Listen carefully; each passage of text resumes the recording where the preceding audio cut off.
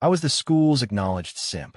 I chased Sophia for 3 years, 999 roses, 365 breakfasts, and in return I got 99 "you're a good guy, but we're not compatible." On the 99th rejection, in front of her, I added her best friend Claire on WeChat.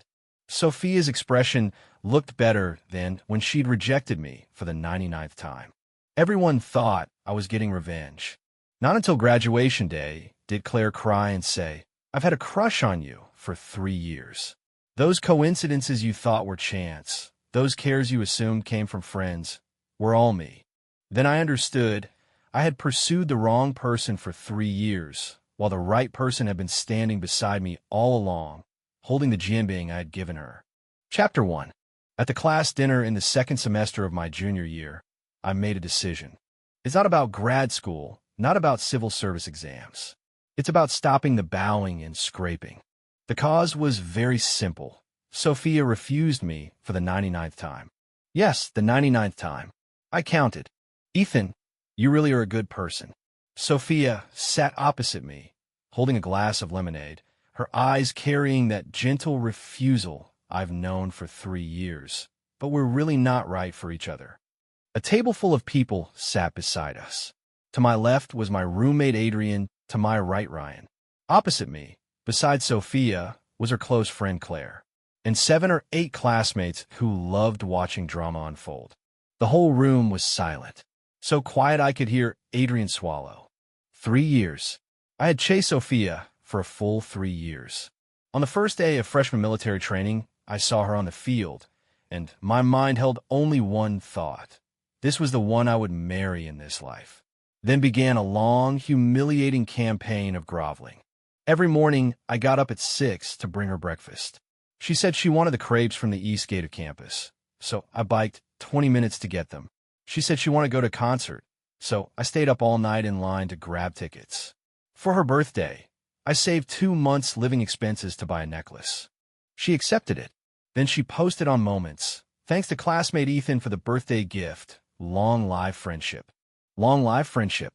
Those few words were etched into my DNA. But I didn't give up. I told myself I wasn't good enough. I didn't try hard enough. Until today, the 99th time. You're a good person, but we're not right for each other. I looked at Sophia's delicate face and suddenly felt a string in my head snap with a sharp pop. It wasn't the sort of break that crushes the heart. It was the kind that brings sudden clarity. Like playing a game for 3 years only to realize there's no endgame reward. I put down my chopsticks, took a deep breath. Okay. Sophia froze for a moment. Every time she had turned me down before, I would say, "It's okay. I'll wait for you," or "I'll keep trying." Today I only said one word. "Fine." Then I turned my head and looked at Claire beside her. Claire was hunched over her meal, cheeks puffed out like a hamster. "Claire," I called to her. Claire looked up, a grain of rice still clinging to the corner of her mouth. What's your WeChat?" The air in the room froze. Adrian's chopsticks fell on the table and bounced twice. Ryan nearly sprayed his soda. Sophia's lemonade halted at her lips. Her eyes went wide as saucers.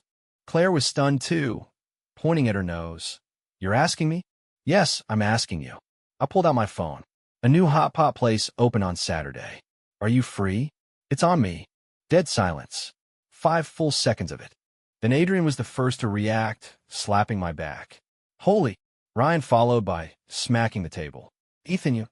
I'll never forget the expression on Sophia's face. It was the kind of bewilderment that says this isn't how the script goes. The kind of confusion that says you're supposed to keep chasing me. The kind of incredulity that says, "How dare you do this?" Her lips moved as if she wanted to say something, but nothing came out. Claire's face flushed bright red. She looked at me helplessly, then at Sophia. I smiled. "It's just hot pot. I'm not asking you to marry me." Claire bit her lip and said softly, "Well, okay."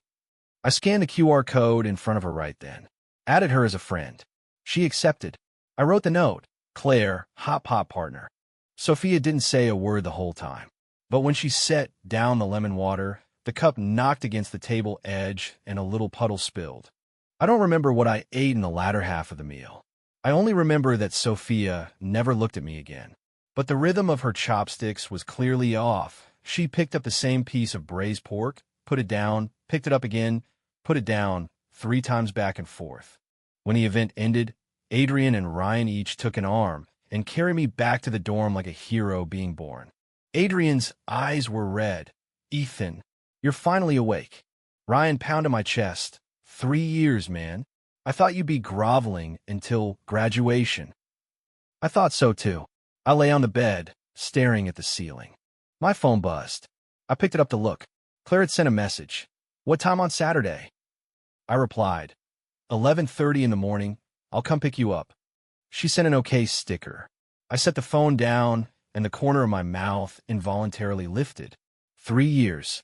For the first time, I felt like pursuing someone didn't seem so exhausting. The phone buzzed again. This time it was Sophia. She'd posted to her moments. The picture was a group photo from tonight's dinner with the caption, "A fun evening." But I noticed that, in the group photo, her position happened to block most of Claire. I smiled, liked the post. Then I set her moments to "don't see her." 3 years of groveling and humiliation. Today, they officially graduate. Ethan, congratulations. Chapter 2. The next morning at 6 o'clock, my alarm rang, as usual. 3 years of biological rhythms aren't something you can just change on a whim. At this hour before, I would already been riding my bike toward the East Gate to buy jianbing. Today I rolled over and turned off the alarm. I slept another 20 minutes. At 6:20 I got up and went to the cafeteria, buying 2 orders of Xylong Bayo, a soy milk, and an orange juice. Adrian poked his head out from under the covers. "What are you doing?" "Still going to buy breakfast for Sophia." "I'm for Claire." Adrian's head thudded against the bed rail. "Are you serious?" "No kidding." I carried the breakfast to the foot of the girls' dormitory and sent Claire a message. "Come downstairs, breakfast here." Waited 3 minutes. Claire came running down, her hair loose, her school jacket half on with one sleeve flapping in the wind. Why did you come?" She was panting, her hair still a mess. "I brought you Xylong Bayo." I handed her the bag. "Orange juice or soy milk?" "Or orange juice." When she took the bag, her fingers brushed mine, and she recoiled slightly. "Thank you." She kept her head down, her voice as small as a mosquito. "You're welcome. What do you want to eat tomorrow?" She snapped her head up and looked at me, her eyes wide and round. I smiled, "Just kidding. See you Saturday." I turned and left. After walking a dozen steps, I looked back. Claire was still standing where she had been, clutching the breakfast bag, a faint curve at the corner of her mouth. Not bad. In the second class of the morning, I sat in the last row of the classroom. Sophia sat in the third row by the window, her usual seat. I used to sit one row behind her so I could hand her water and snacks. Today I sat in the very back, playing mobile games with Adrian for the whole class. During the break, Sophia's close friend, not Claire, but another one named Olivia, came up to me. "Ethan, Sophia said she forgot her water bottle. Can you?" The water dispenser is at the end of the hallway. I didn't even look up, kept playing. Olivia stood with her mouth open, her expression as if she'd swallowed an egg. What did you say?" I said the water dispenser is at the end of the corridor, second door on the left." Olivia turned and walked away. Out of the corner of my eye, I saw her go back to Sophia and whisper a few words into her ear. Sophia's shoulders visibly tensed. Then she turned her head and glanced at me. I had just scored a pentakill in the game and high-fived Adrian in excitement. I didn't notice her look at all. All right, I noticed, but I chose to ignore it. At lunch, Ryan sidled over mysteriously. "Ethan, do you know what Sophia said in the girls' group this morning?" "No, and I don't want to know." Ryan pulled out his phone, scrolled to a screenshot. "She said some people, when they can't get someone, just switch targets. Who knows if they're sincere or pretending?" I glanced at it and pushed the phone back. She can say whatever she wants. What does that have to do with me? Ryan and Adrian exchanged a look, and both gave a thumbs up. "Ethan, you've changed." I speared a piece of braised pork. "I haven't changed. I just woke up. I had no classes in the afternoon." I messaged Claire. "I checked the hot pot place for Saturday. Rating 4.8. Broth options are tomato and mushroom. Do you eat spicy?" She replied quickly. Mildly spicy is fine. Then she added, you don't need to go out of your way to check, just eat whatever. I answered, treating you to a meal, but being casual about it? That would be disrespectful to you. She sent a facepalm sticker.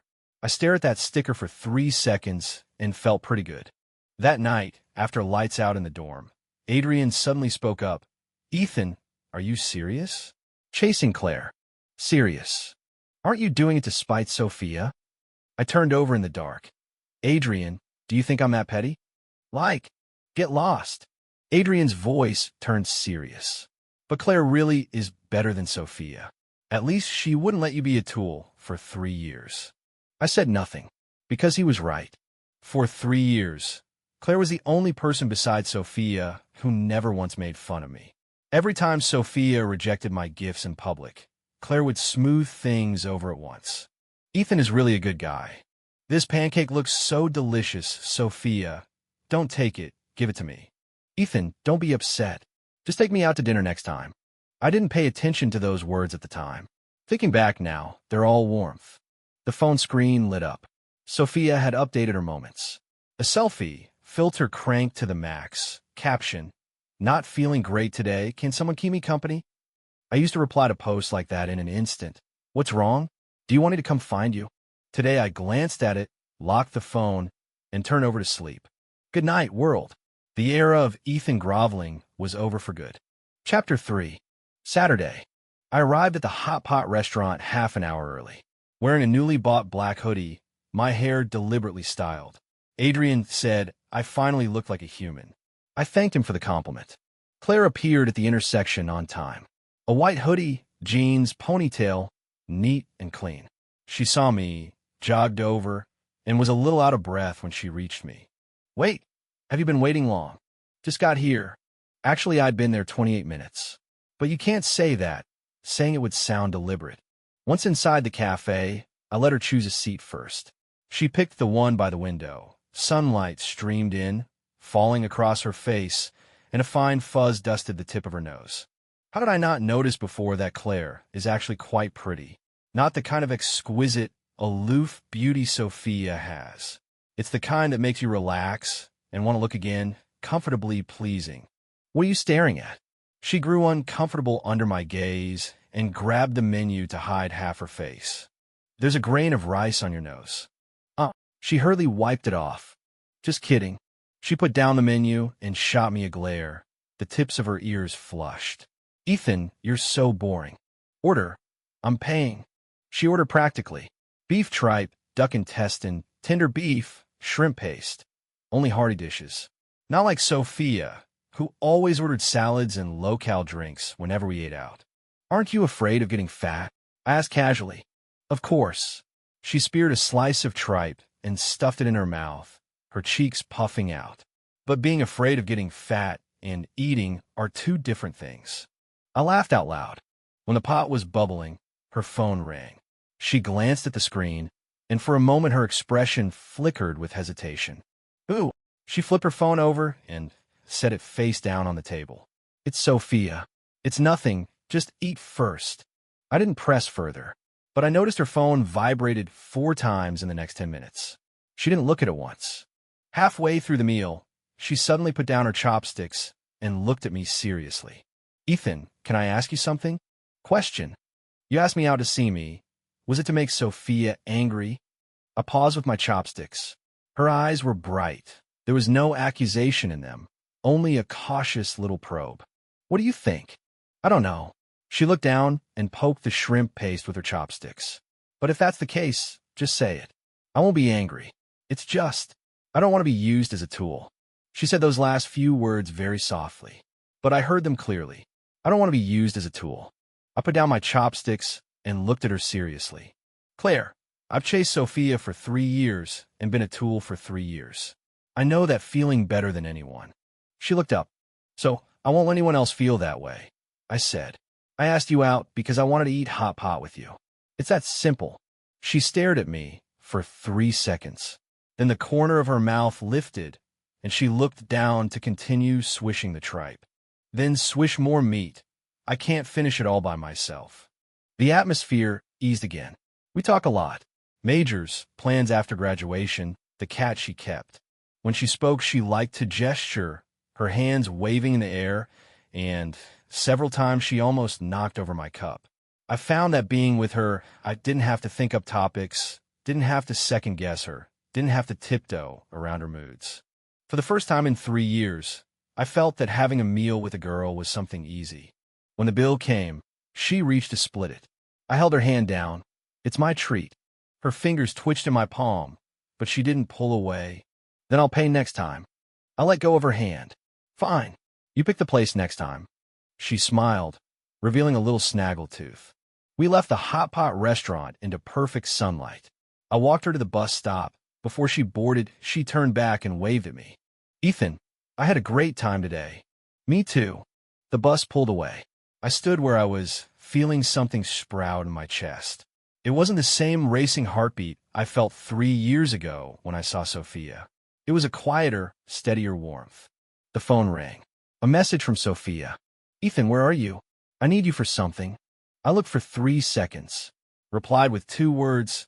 Busy, tell me. She didn't reply. Before, when she said, I need you for something, I would drop everything and run over. Today I put the phone in my pocket and walked back humming a tune. I paused when I passed the flower shop. I used to buy a bouquet of roses here every Friday for Sophia. The shopkeeper saw me and greeted me warmly. Young man, what flowers do you want today? Do you have sunflowers? Yes. I bought a small bunch of sunflowers. I took a photo and sent it to Claire. Saw this and thought of you. I'll give them to you next time. She replied instantly. Why did you think of me? Because when you eat hot pot, your face gets round, like a sunflower. Ethan, who are you calling round-faced? I smiled and put my phone away. Back in the dorm, Adrian and Ryan were playing video games. When they saw me come in, both of them paused at the same time. How was it? How what? The date. Did you kiss? Hold hands. We just had a hot pot. Then what are you smiling at? Ryan pointed at my face. Your mouth is practically split to your ears. I touched my face. I was indeed smiling. The kind you can't control. Chapter 4. The following week things started to get interesting. On Monday morning, I went to the cafeteria for breakfast, as usual. 2 portions, one for me, one for Claire. When I reached the foot of the girls' dormitory building, I saw someone who shouldn't have been there. Sophia. She was standing at the dormitory entrance, a cup of coffee in her hand, as if waiting for someone. When she saw me, her eyes flickered for a moment. Ethan, what are you doing here? Delivering breakfast to someone. For whom? No sooner had the words fallen than Claire ran out of the building. Ethan, what's... She saw Sophia, and her voice cut off abruptly. The 3 of them stood where they were. The air was silent for 2 seconds. Sophia's gaze moved from the breakfast bag in my hand to Claire, then back to my face. She gave a small smile. I knew that smile well. Corners of the mouth lifted, but no warmth in the eyes. Oh, it's for Claire. Her tone was airy. Ethan, you're pretty quick. Just asked for her WeChat last week, and this week you're bringing breakfast. Claire looked a bit nervous. She glanced at me, then at Sophia. Sophia, it's okay. Sophia waved her hand. You guys carry on. I'm leaving first. She turned and walked away. After 3 steps, she glanced back at me. There was a lot in that look, but I didn't want any of it. Here. I handed the breakfast to Claire. It's meat buns today. Eat them while they're hot. Claire took the bag, biting her lip without saying a word. What's wrong? Ethan, Sophia doesn't seem very happy. Whether she's happy or not, what does that have to do with me? Claire looked up at me, a trace of complicated emotion in her eyes. But she's my best friend. Then ask her whether she ever considered whether I was happy when she rejected me 99 times. Claire fell silent. I patted her on the head. Don't overthink it. Go to class. She responded with a hugged her breakfast bag, and ran back into the building. A few steps later, she turned back. Ethan, I want an egg pancake tomorrow. All right.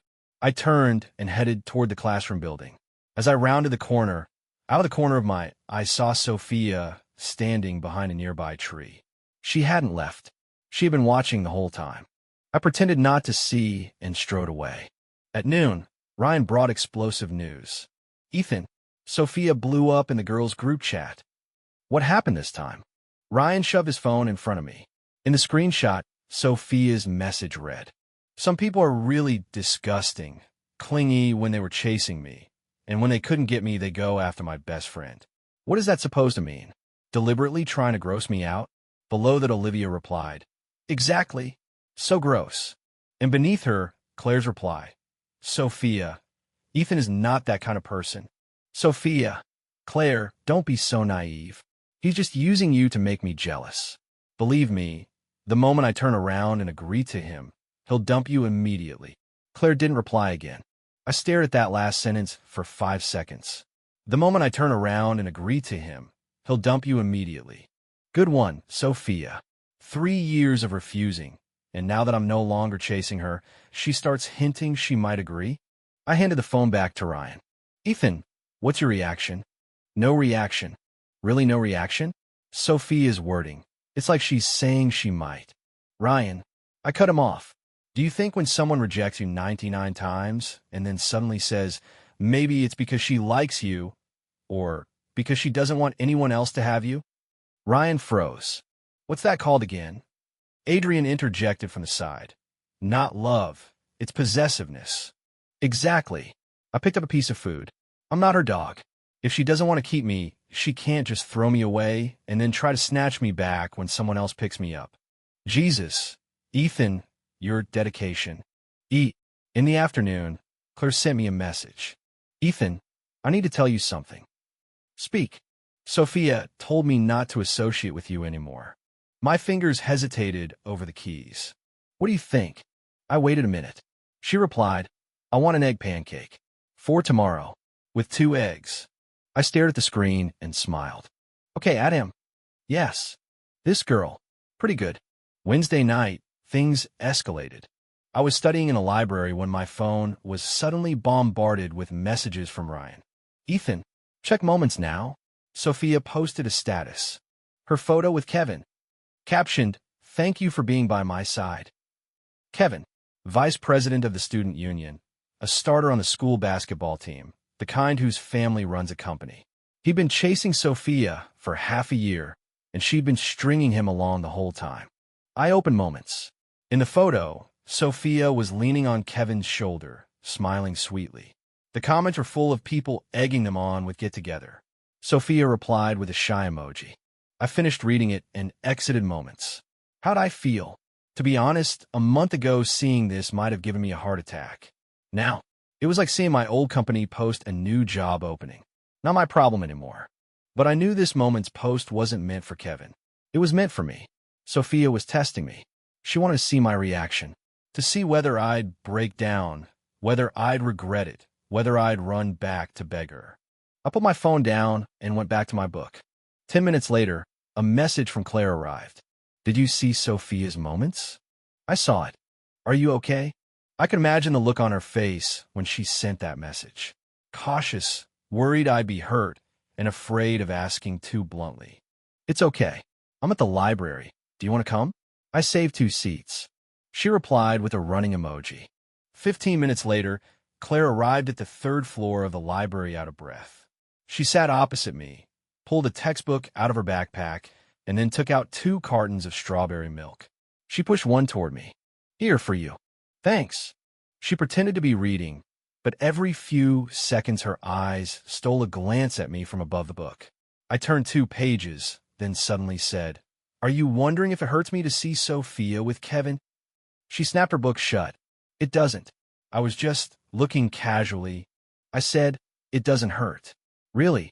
She stared at me for several seconds, as if trying to decide whether I was telling the truth. Really? Really? I leaned back in the chair. Do you know what it feels like? It's like the game you've been playing for 3 years suddenly shuts down. At first you think the sky is falling, but then you realize there are actually other games that are even more fun. What other games? She blurted out. Then she immediately realized what she'd asked, and her face flushed bright red. She buried her face in her book, only her 2 scarlet ears visible. I didn't call her out. I looked down and drank the strawberry milk, the corners of my mouth stubbornly tilting upward. When the library closed, I walked her back to the dorm. We passed the playground on the way, and she suddenly stopped. Ethan, if. She stared at the tips of her shoes. If Sophia came back to you and said she was willing to be with you, what would you do? The night wind blew, whipping her ponytail across her face. She didn't brush it away. She just stood there, waiting for my answer. I said, "It won't be a big deal." She looked up. 3 years ago, I liked her because I thought she was the best, I said, looking in her eyes. But now I've realized that the best isn't necessarily right for me. What suits me may have been by my side all along. I was just blind before and didn't see it. The playground lights shone on her face, her eyes bright, as if studded with stars. She pressed her lips together, then finally burst out, "You. Why are you suddenly talking like this? What do you mean by so? This is so inappropriate." She spun and ran. "I'm going back, good night." She ran about 10 meters, then turned back and shouted one more thing. "Tomorrow morning, I want an egg pancake. 2 eggs. With ham." I know. Her figure vanished at the dormitory entrance. I stood where I was and smiled for a long time. My phone vibrated. A message from Sophia. "Ethan, did you see the Moments post I made? You didn't even give it a like?" I read it, locked the screen. No reply. Some people, get used to being fawned over. Once no one does it anymore, they feel awkward all over. But that wasn't my problem anymore. My problem is, remember to set the alarm for 5 minutes earlier at 6 tomorrow morning. There are usually more people in line for the egg pancakes. Chapter 5. On Friday afternoon, a notice was posted in the class group. There's a college-wide talent show next Monday, and each class must present a performance. The class monitor wrote to everyone in the group, "Anyone volunteer? Singing, dancing, skits, all fine." No one replied. 5 minutes later, Sophia sent a message. "I can play guitar and sing, but I need someone to help me turn the music sheets." Olivia replied instantly. "Let Ethan help you. Doesn't he always help you?" When I saw that message, I was in the middle of sending Claire a poll about what movie to watch tonight. I ignored it. 3 minutes later, Sophia messaged me privately. "Ethan, can you transcribe the score for me for next week's performance?" Like before. A month ago, those words would have brought me to tears. Now they only made me laugh. I replied, "No time, find someone else." After sending that message, I went back to discussing the movie with Claire. Horror or comedy? Comedy. Horror movies give me nightmares. All right. That evening, Ryan brought fresh news. "Ethan," Sophia asked Kevin to transcribe the sheet music for her. But he lowered his voice. "Kevin can't transcribe," and Sophia turned dark in the face right then. "None of my business." "The point isn't that." Ryan slammed the table. "The point is, during rehearsal, in front of so many people, Sophia said, 'If only Ethan were here, he'd never mess up the sheet music.'" Adrian leaned down from the top bunk. "She's flirting with you." "I know. Are you going?" "What do you think?" Adrian pulled back. "On Saturday, Claire and I went to see a movie. A comedy. She's easily amused, and she laughed the loudest in the whole theater. Halfway through, she suddenly covered her mouth and whispered, Sorry. I'm being too noisy." "It's okay. You have a really nice laugh." She lowered her hand from her mouth and, in the dark, stole a glance at me. After the movie ended, we went to have a bowl of wonton soup. A street stall, plastic stools, a dim yellow light overhead. She burned her tongue while eating and stuck it out, sighing, looking ridiculously cute. "Slow down. It's too delicious." I looked at her and suddenly realized this feeling was better than any moment I'd spent chasing Sophia for 3 years.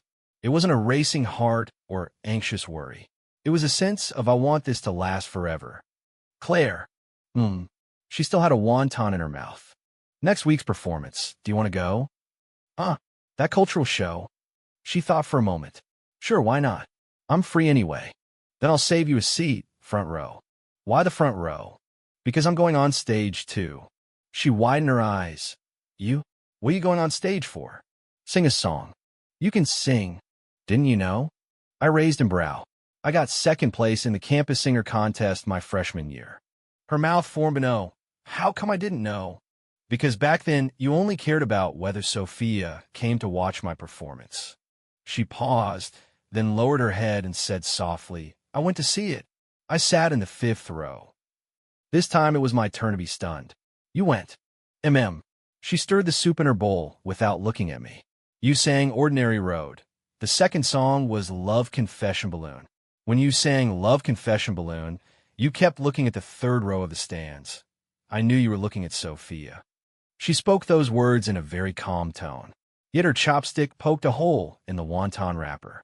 At that moment I thought, she went on, her voice softer, I wish it had been me you were looking at.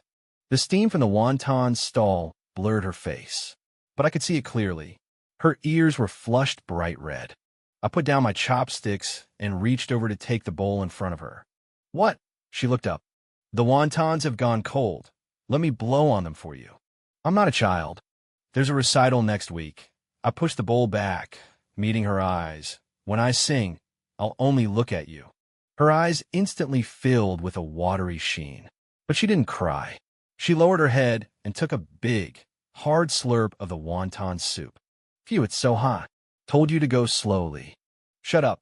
I laughed. She laughed too. The streetlights stretched our shadows long, overlapping. Chapter 6. Monday, the arts performance. The lecture hall was packed.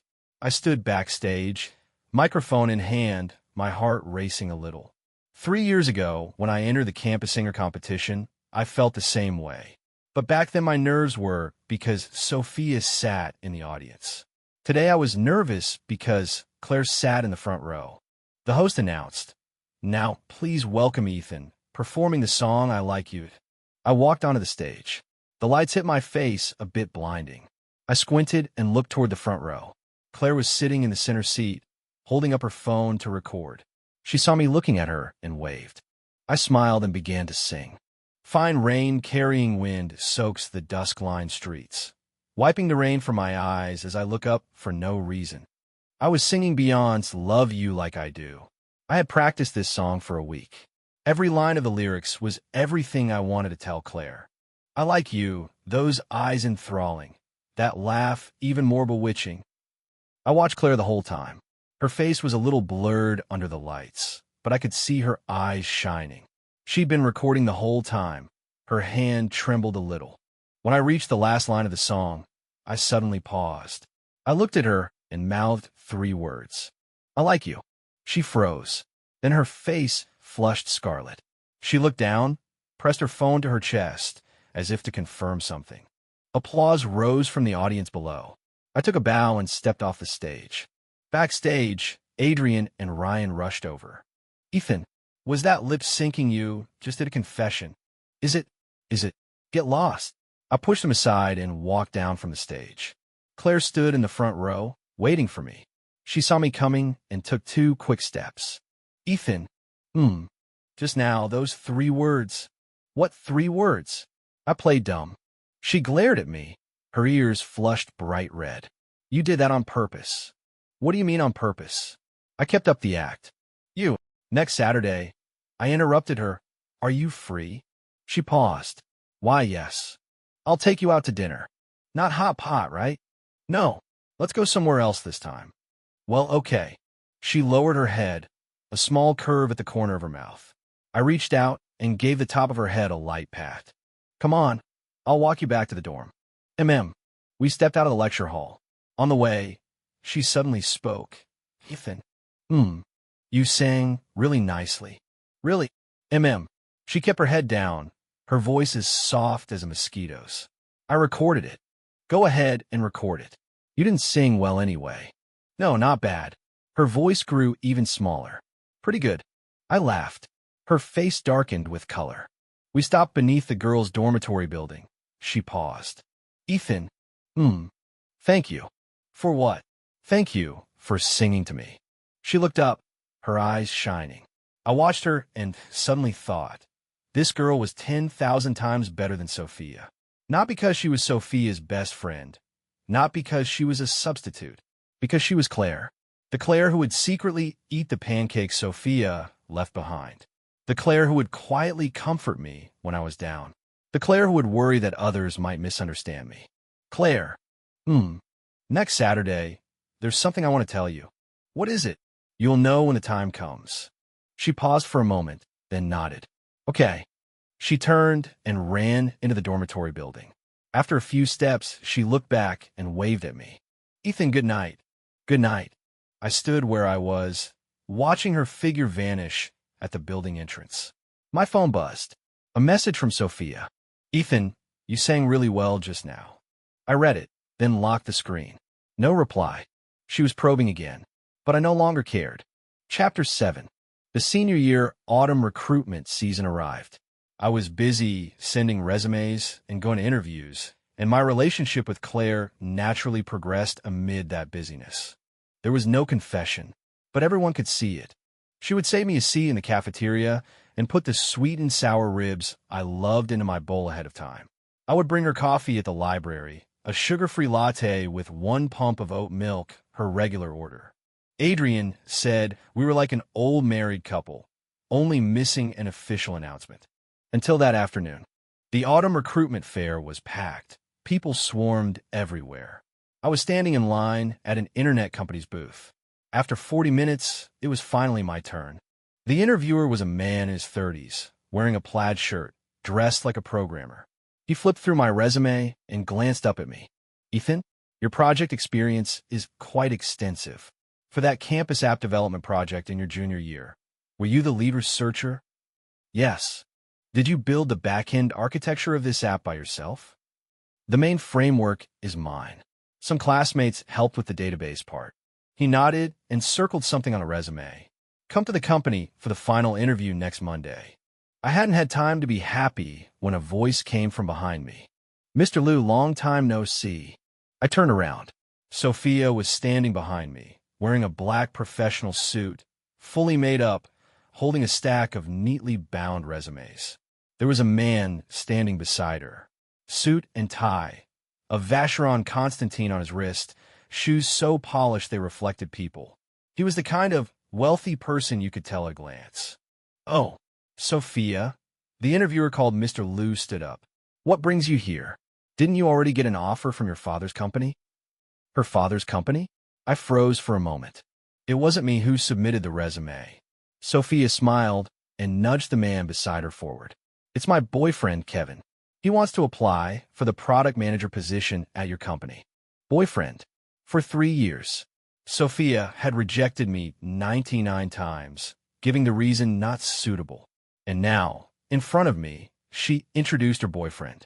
Kevin glanced at me, that kind of top-down look, as if appraising a not very expensive item. You're Ethan, he smiled. Sophia's mentioned you. Said you used to take good care of her. That was well put. The word before cast me into the past tense. The word taking care cast me as the errand runner. Sophia stood to the side, a look of regained composure at the corner of her mouth.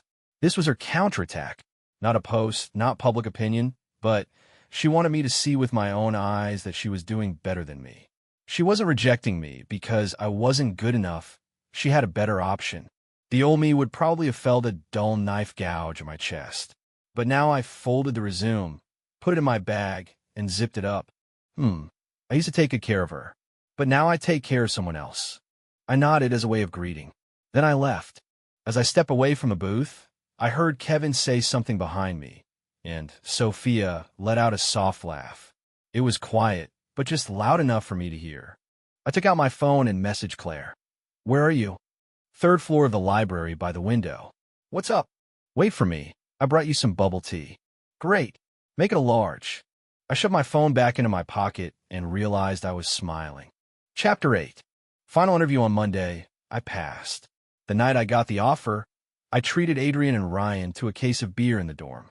By the end of the night, Adrian was holding me and crying, Ethan, you're finally making something of yourself. Ryan rolled his eyes beside me. Why are you crying? You're not his girlfriend. Speaking of girlfriends, I really should do something about this. It's been over 2 months since she added me on WeChat after the dinner, and my relationship with Claire has been stuck at that ambiguous threshold. Is she good to me? Yes. Do I have feelings for her? Yes. But neither of us has broken through that thin veil.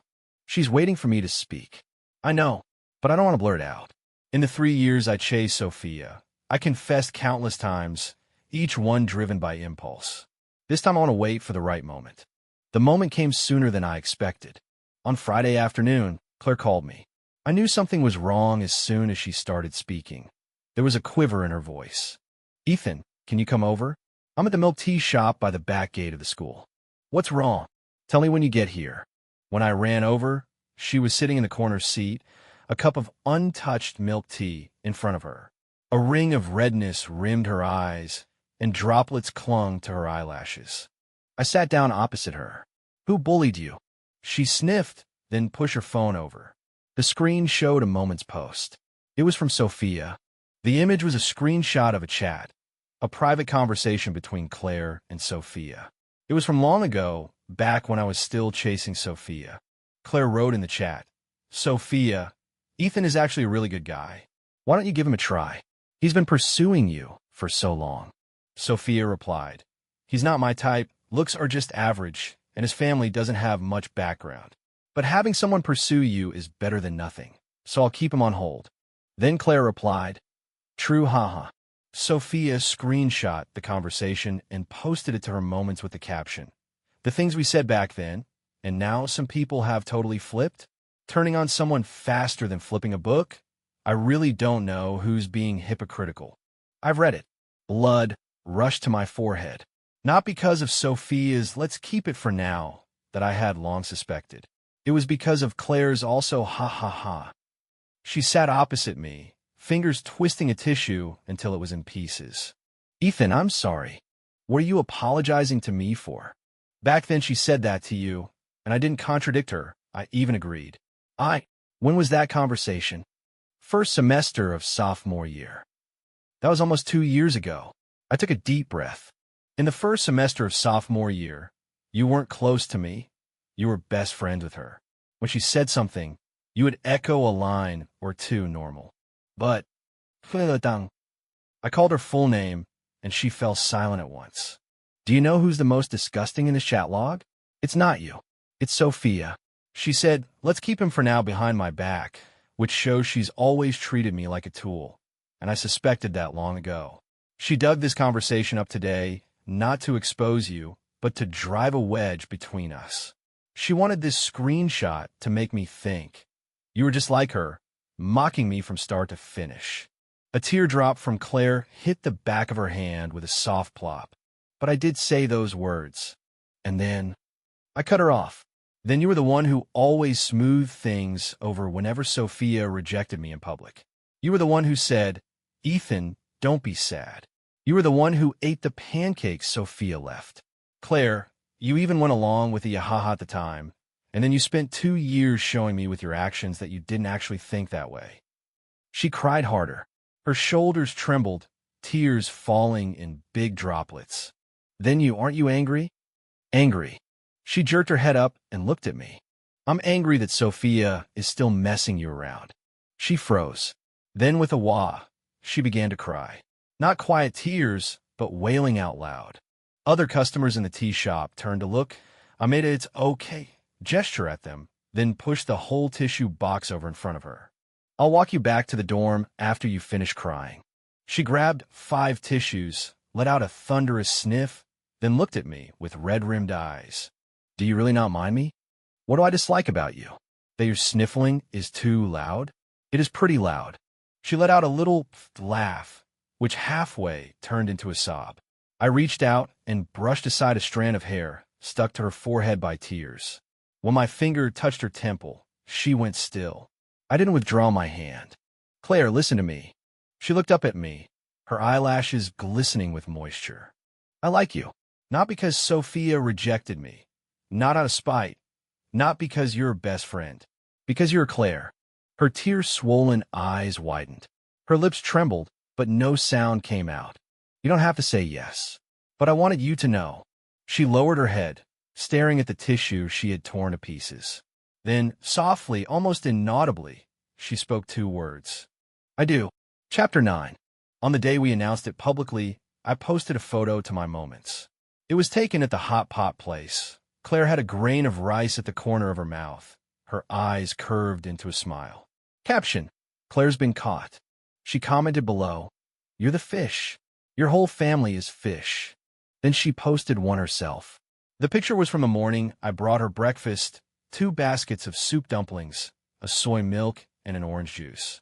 Caption: breakfast is settled. The likes and comments went wild. Adrian, my Ethan is finally off the market. Heaven has eyes. Ryan, congratulations, when's the treat? All kinds of classmates' blessings poured in. Among them was one person who didn't like her comment, but I knew she had looked. Because 11 minutes after I posted on Moments, Sophia posted a new update. A photo of her and Kevin at a Western restaurant, red wine glasses clinking. Caption: the right person will naturally appear at the right time. The subtext was obvious. You have your Claire, I have my Kevin.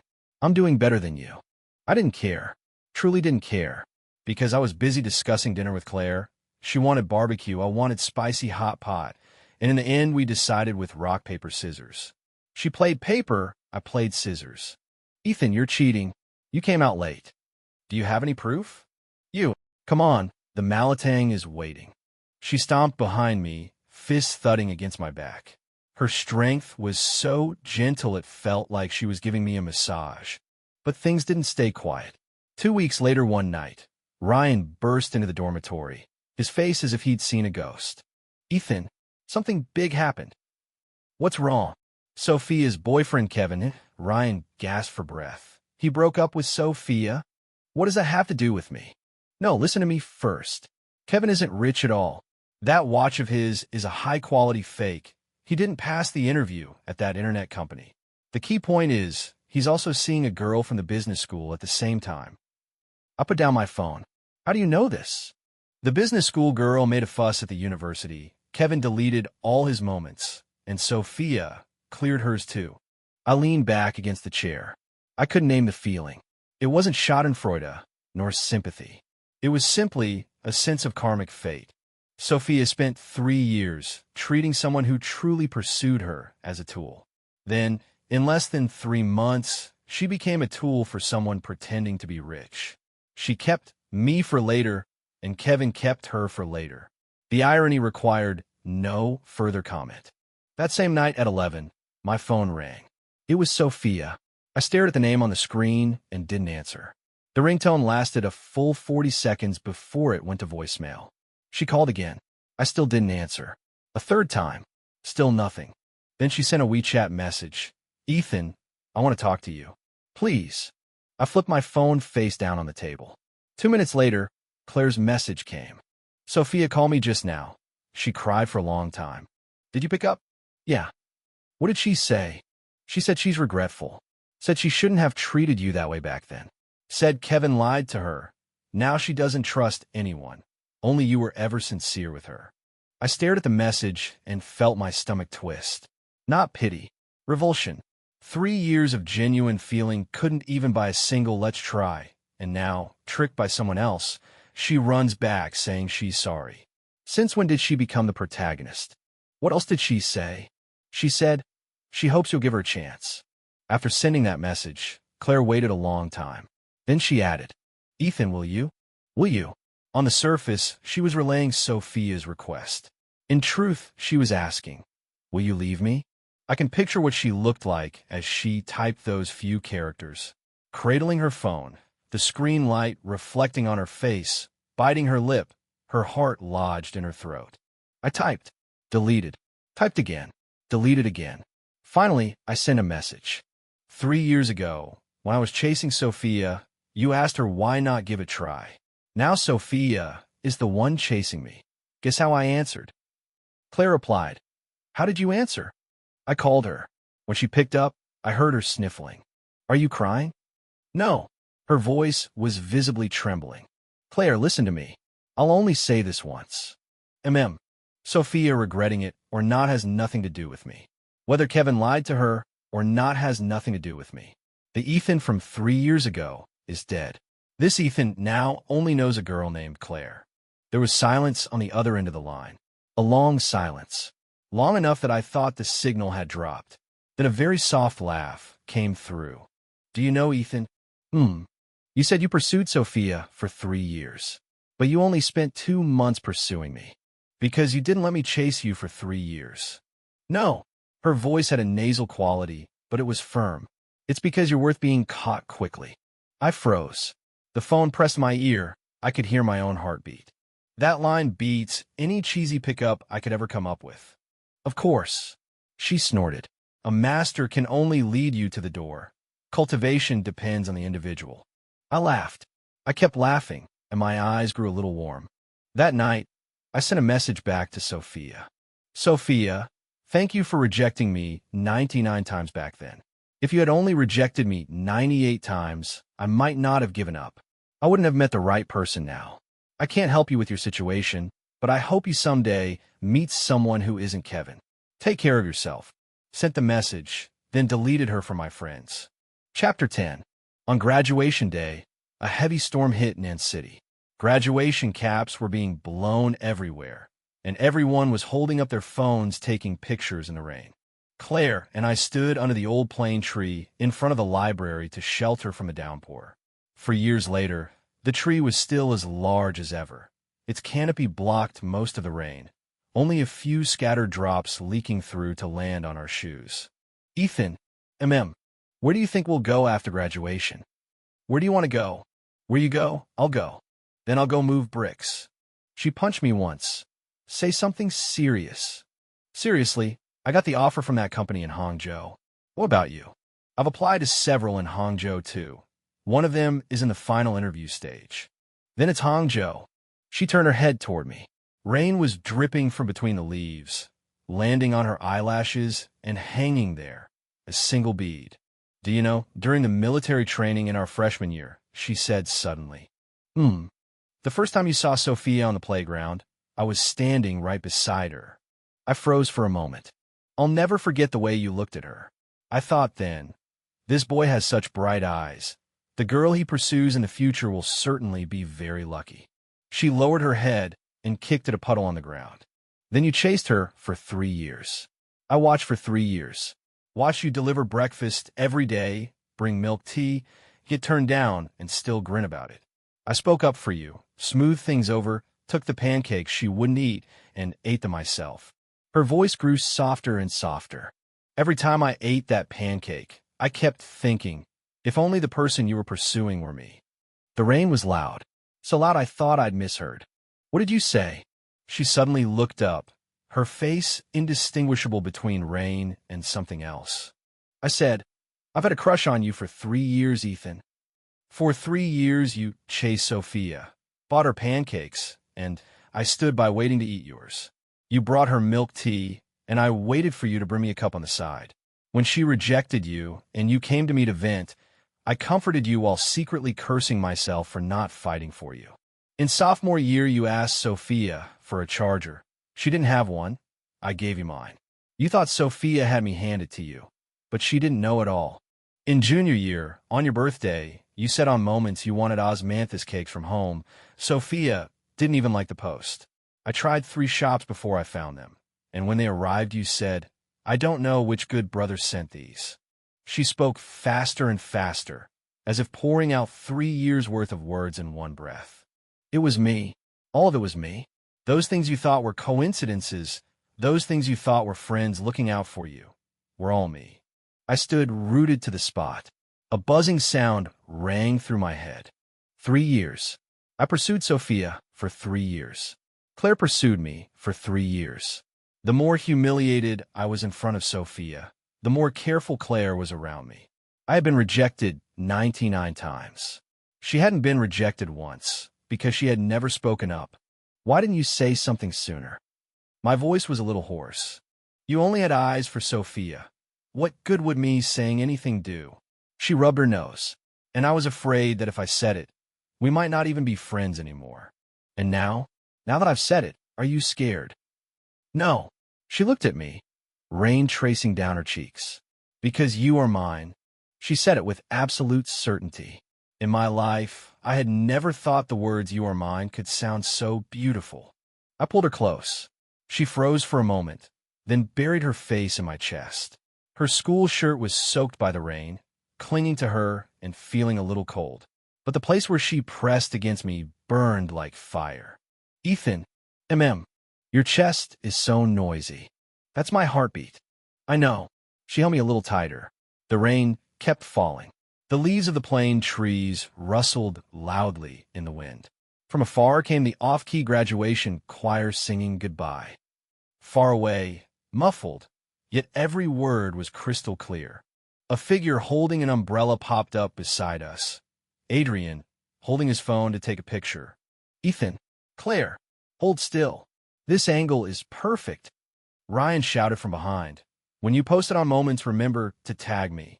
I want to be the witness. Claire lifted her head from my arms, droplets of sweat dotting her flushed face. How come your roommate is everywhere? They're stalkers. Then why didn't you stop them? How could I stop them? Besides, I lowered my head and brushed her damp wisps of hair from her face. Let them take the photos. Someday when they resurface, it will prove that the luckiest thing in my life wasn't getting that offer. What is it? It was only after chasing the wrong person for 3 years that I turned around and realized the right person had been standing beside me all along, holding a pancake. Her eyes reddened again. She pounded my chest with force. Can you stop making every line sound so beautiful? No. Why? Because I owe you 3 years' worth of kind words. I'll repay them slowly for the rest of my life. Adrian let out a loud wow from a distance. Ryan held along. Graduates all down the road turned their heads. Claire buried her face back into my chest. Her voice muffled. That's enough. That's enough. Say any more and I'll really cry. You're already crying. I'm not. My shirt is soaked in a big patch. That's rain. The rain that fell into your eyes. She didn't speak. She just held me tighter. The rain gradually eased. Sunlight slipped through gaps in the clouds, striking the puddles and shattering into a ground of gold. She let go of my hand, stepped back half a pace, and looked up at me. Her nose was pink. Tears clung to her eyelashes, yet the corner of her mouth curved into a smile. She had only one dimple, the one on the right. I lowered my head and kissed that dimple. Let's go. Where are you going? To Hangzhou. And then, you keep eating the pancakes, and I'll keep buying them for you. Then you mustn't buy them for anyone else. Only you. For the rest of my life, only you. She extended her pinky. Pinky promise. I hooked my finger with hers. Pinky promise. Sunlight spilled across her shoulders.